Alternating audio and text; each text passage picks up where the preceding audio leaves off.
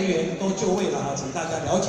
我们也请大家特别的，给我们按照程序走。很多人会说，一贯道30年，一共办了3场，北部5月30，南部我们在南部4月30，在南部6月3号，今天是6月30号，是我们中部最后一场。很多人道听说，一贯道的前辈走过30，却让我们又赢过了一个30，因为走过这个30。我们可以迎向更长久的未来，100年、1000年的基业，奠定在国家政府的肯定，走进国际社会，让大家了解我们。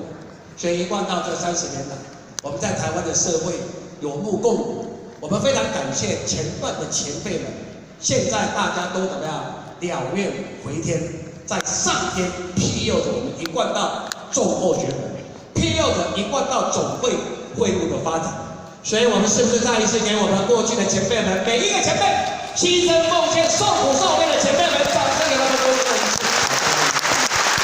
因为没有他们，就没有我们，所以国家肯定我们，所以政府更肯定我们。